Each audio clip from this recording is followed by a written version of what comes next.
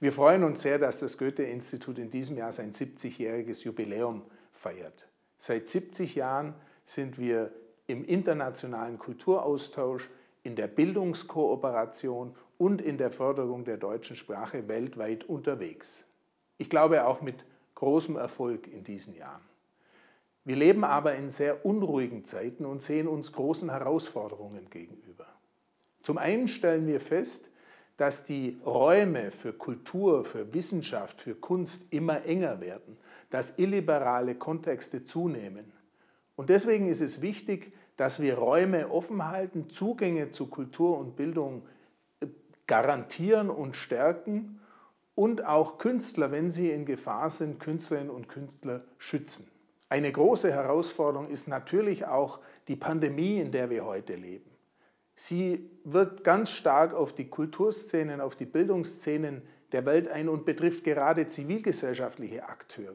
Hier gilt es zu unterstützen, beispielsweise durch einen Hilfsfonds, den wir mit dem Auswärtigen Amt und mehreren Stiftungen gemeinsam aufgelegt haben. Es geht aber auch darum zu lernen. Ich glaube, dass wir gelernt haben, dass die Digitalisierung funktionieren kann, dass wir Sprachangebote, dass wir Kulturaustausch digital betreiben können. Das ist aber nicht genug, auch das haben wir gelernt. Wir brauchen die Räume, wo Menschen zusammenkommen. Wir brauchen die Begegnung zwischen echten Menschen, gerade im internationalen Kulturaustausch.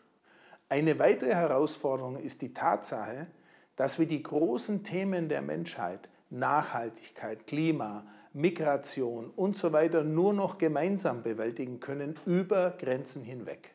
Gerade die Thematik der Klimaveränderung betrifft alle Menschen weltweit und ich glaube, Kultur kann hier eine große Rolle spielen, um Bewusstsein zu schaffen für die Veränderungen, die wir selbst vornehmen müssen und die sich um uns abspielen. Ich freue mich, dass der Koalitionsvertrag zwischen den 3 Regierungsparteien gerade dieses Thema so stark macht. Hier ist das Goethe-Institut seit langem aktiv und wir werden unsere Aktivitäten hier noch verstärken. Vor dem Hintergrund dieser Herausforderungen ist es, glaube ich, sehr wichtig, dass der Koalitionsvertrag sich für eine Stärkung der auswärtigen Kultur- und Bildungspolitik ausspricht und auch seine Mittlerorganisationen, darunter auch das Goethe-Institut, stärken will.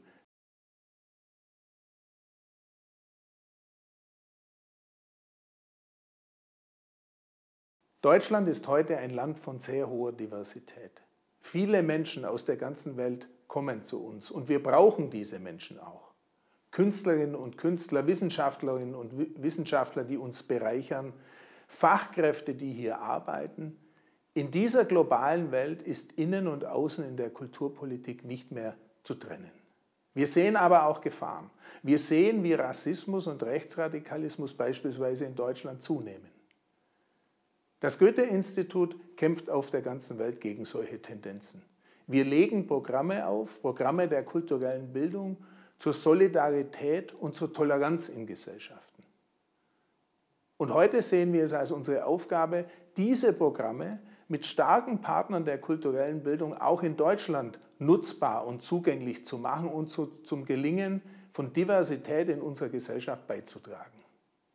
Wir werden deshalb an 5 Orten in Deutschland mit Unterstützung des Auswärtigen Amts und der Beauftragten für Kultur und Medien Zentren für internationale kulturelle Bildung gründen. Ihre Aufgabe ist es, zusammen mit wichtigen Akteuren der kulturellen Bildung in den Kommunen Programme aufzulegen gegen Rassismus und Rechtsradikalismus. Das können Kulturprogramme sein, die wir bereits im Ausland veranstaltet haben, wie eine Comic-Ausstellung zum Thema Respekt, die wir an Schulen vorstellen und über die wir an Schulen diskutieren. Das können aber auch Treffpunkte sein, wo sich Menschen, vor allem junge Menschen ganz unterschiedlicher Herkünfte an den Goethe-Institut treffen und sich austauschen können. Mit diesen Zentren wollen wir zum Gelingen der Diversität in Deutschland beitragen, mit Kenntnissen und Erfahrungen, die wir aus unserer weltweiten Arbeit als Goethe-Institut gewonnen haben.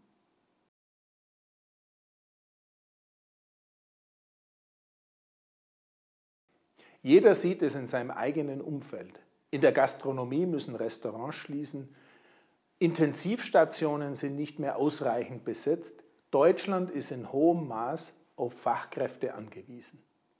Untersuchungen sagen, dass wir in den nächsten Jahrzehnten jährlich mehr als 100.000 Fachkräfte aus dem Ausland benötigen, damit wir unseren Wohlstand und die sozialen Sicherungssysteme erhalten können. Das ist ein sehr großes und wichtiges Thema.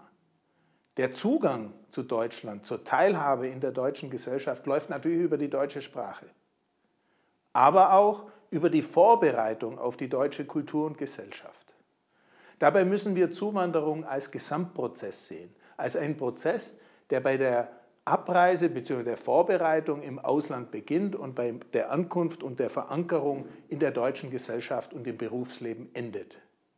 Das Goethe-Institut bietet Sprachangebote, Sprachkurse, Sensibilisierungskurse für das Ankommen in Deutschland an, sowohl im Ausland zur Vorbereitung als auch hier in Deutschland und betreut Fachkräfte und andere Zuwandernde so auf ihrem gesamten Weg der Zuwanderung. Das halte ich für sehr wichtig. Ich bin überzeugt, dass wir diese Programme in den nächsten Jahren verstärken müssen, aber auch daran denken, dass alle einen Nutzen davon haben. Die deutsche Gesellschaft, die Fachkräfte selbst, aber auch die Gesellschaften, woher sie kommen. Ich freue mich, dass auch dieses Thema im Koalitionsvertrag eine wichtige Rolle erhält. Das Goethe-Institut ist bereit, mit Sprachangeboten, mit Sensibilisierungskursen, mit einer Vorbereitung auf die deutsche Gesellschaft hier mitzuarbeiten.